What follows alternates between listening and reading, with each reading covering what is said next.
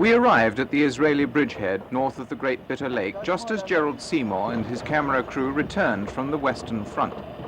It was one of those coincidental Dr. Livingstone type situations which sometimes happens. They were on foot because their car had been machine gunned. In this case, we were able to give them a lift back to Tel Aviv. Mr. Wain, I presume. Hello, sir. How are you? Hi. In the initial calm following the ceasefire, it was possible to get some idea of the furious battle which was fought in order to get this key bridgehead. The Israelis had blasted their way along 20 miles of narrow desert road and under cover of a massive artillery barrage laid a pontoon bridge across the 150 yards of water dividing the Sinai desert from the continent of Africa.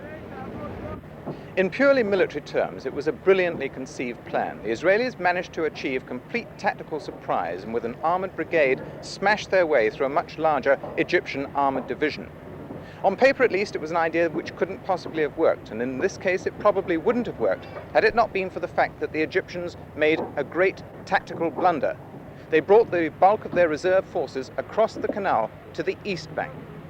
So for 24 invaluable hours, the Israelis were able to pour armor and heavy artillery into Egypt to attack communications, while the Egyptians struggled to regroup with their reserve troops on the wrong side of the canal.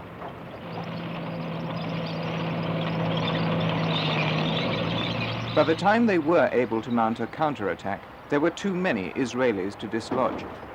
And that in turn meant that the Israelis could sweep south to capture an airstrip and north to destroy the surface-to-air missile sites guarding the Egyptians' main bridgehead opposite Ismailia.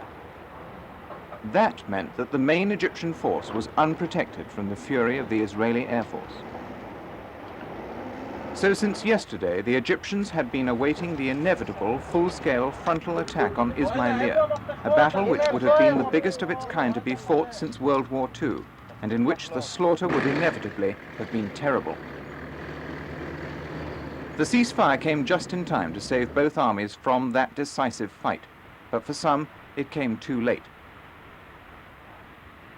So here at least the Israelis are back on the banks of the Suez Canal, and from the amount of supplies which have been pouring in today, they seem determined to stay put.